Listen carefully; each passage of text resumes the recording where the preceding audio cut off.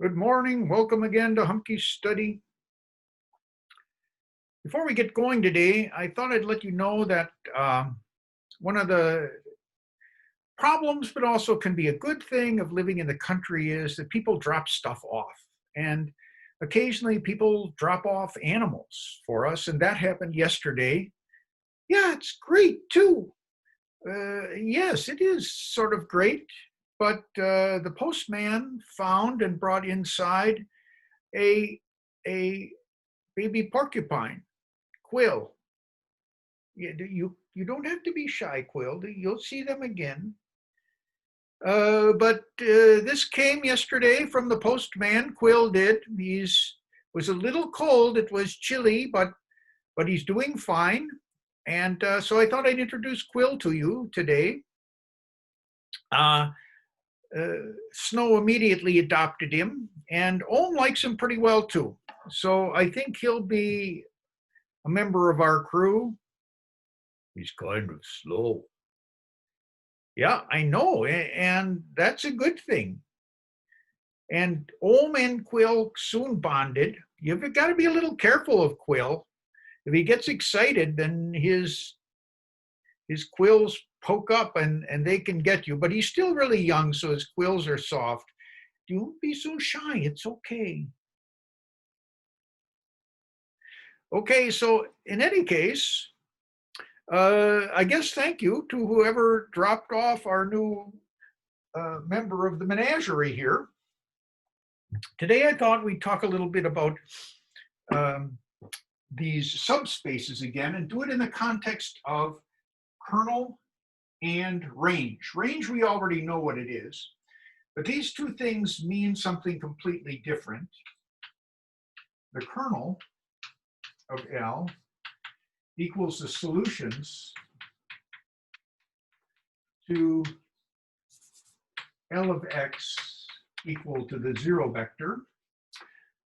So that's its definition, and that's how you find it. And the range of L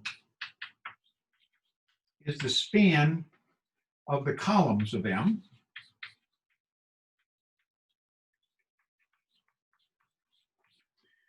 So it is a span. Since the range is a span of something, this is a subspace. So our job will be kind of to find the dimension of this subspace, what it looks like. Is it a plane? Is it a space? What the heck is it? And the same thing with the kernel. So I have an L up here, and I'd like you to write this down. So I hope you have paper and pencil with you. You can write down the equation for this, and we'll work with it a little bit. So L of x1, x2, x3, x4, that means that L will begin with four-dimensional space. And let's see what it maps into. The first coordinate is here, and it's 2x1 plus x2 plus x3 minus x4. It has a second coordinate here, x1 plus 2x2 plus 2x3 plus x4. A third coordinate, x2 plus 2x3 plus 2x4. And then a fourth coordinate, 2x1 plus 3x2 plus 2x3. I hope you wrote those down as that's what I was about anyway. So this maps into R4. So this maps R4 into R4. We'd like to find the kernel and the range. Let's begin with the kernel. We want to find the both though. So what we're going to do is write down the matrix representation. This is how we deal with these linear transformations, is via their matrix representation.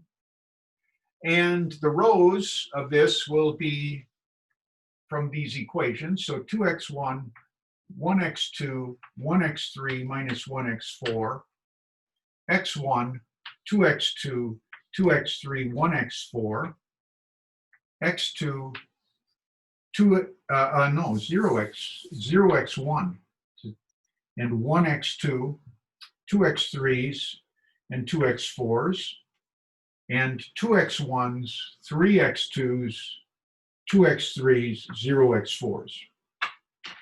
So here is the matrix representation. Now, if we're finding the kernel, what we want to do is we want to solve the equation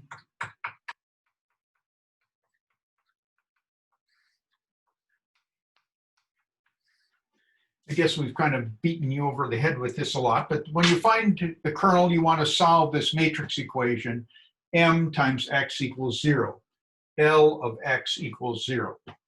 So that's what we want to do, and to accomplish that, we'll use Mathematica. So we'll load this matrix into Mathematica, row reduce, and then we should be able to read off the solutions. And I think I at least have it loaded. Let's try this one. Okay, so here it is, M on top, and then row reduce M. And this is what we get. Let's display as a matrix here. So this matrix, let me blow this up a little bit, if we can. There we go. So the row reduced matrix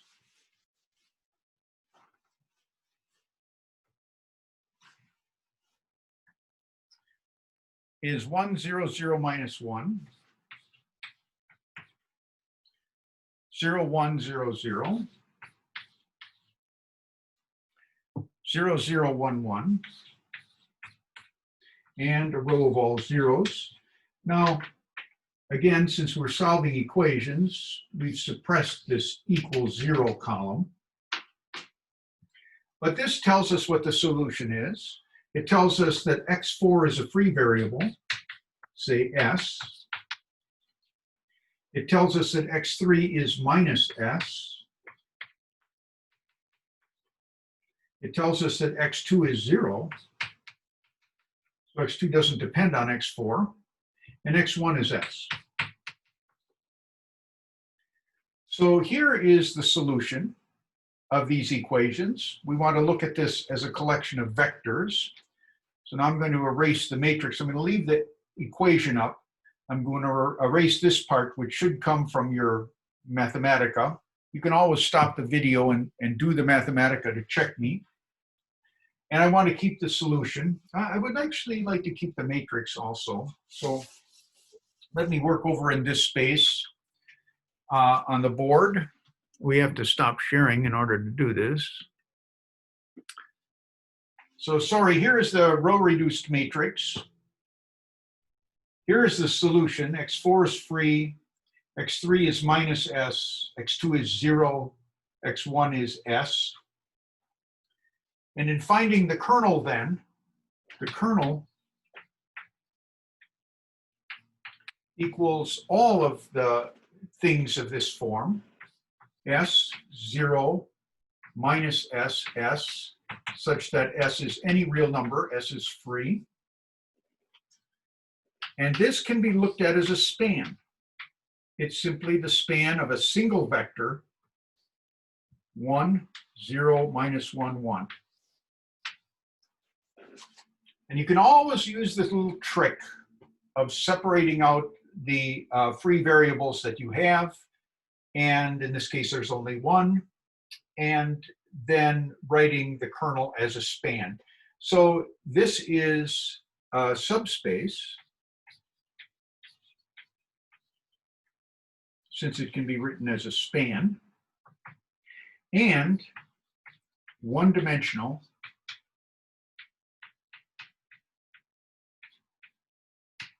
since there's only one, since it's a span of only one vector, one linearly independent vector. So this is a one-dimensional subspace, and the kernel lives here because it is x's.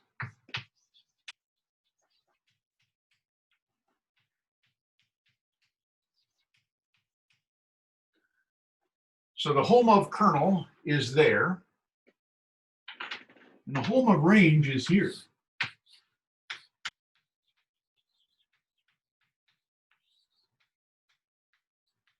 There's a famous country western song about home of the range. So in any case, this is what we have so far. We found what the kernel is.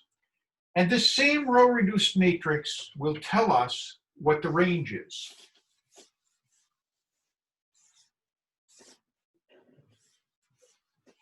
So here is M. We used it as equations when we found the kernel. But now we'll take a look at the range.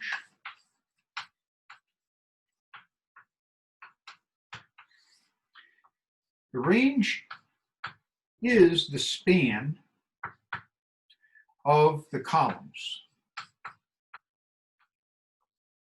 of this matrix M. And the reason is that the columns are L of 1, 0, 0, 0, L of 0, 1, 0, 0, etc. So these are the columns, and anything in the range will be able to be written in terms of these. I'll probably show you that in class tomorrow. But the range is the span of the columns. This already tells you subspace. Again, because it can be written as a span, it is a subspace. It doesn't tell you the dimension, because the dimension is the number of linearly independent columns.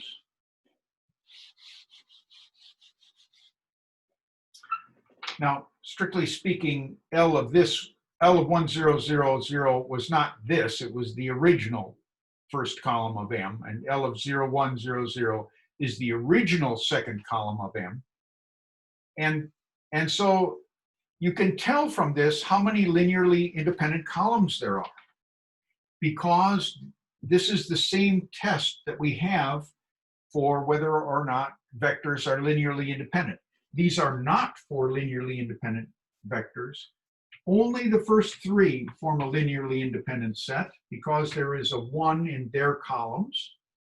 And so these indicate pivot positions, and the vectors corresponding to those pivot positions will be linearly independent. So now I'm going to erase this row-reduced matrix and take a look at the columns of M that correspond to those.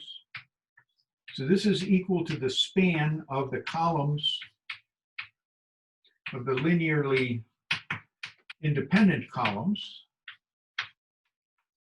of M, which is equal to the span of, now the first column consists of the coefficients of x1.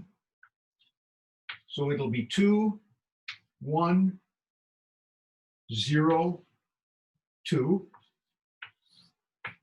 The second column of M consists of the coefficients of x2, 1, 2, 1,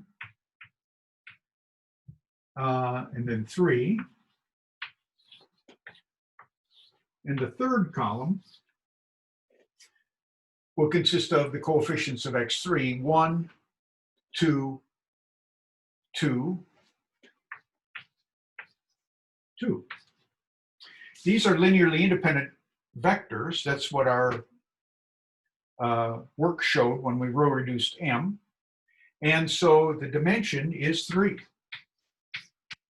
So the range is a 3-dimensional subspace of 4-dimensional space. So I'm going to give you some problems on finding kernels and ranges of linear transformations. You do the same work for each. You find the matrix representation, row reduce the matrix representation. Treating that as a solution to equations gives you the kernel, and treating that as where you look at the pivots to tell you which vectors were linearly independent from your initial set tells you what the range is. And from those, you can get the dimensions just by counting. The dimension is the number of these linearly independent vectors when you write it as a span. So that's it for today. So I will see you tomorrow. We'll do a little work on kernels and ranges, and that will be the homework for tomorrow. And Quill, come here and say goodbye. I don't want to. Well, it's okay. He's still pretty young. I think about a month old, maybe two. See you tomorrow.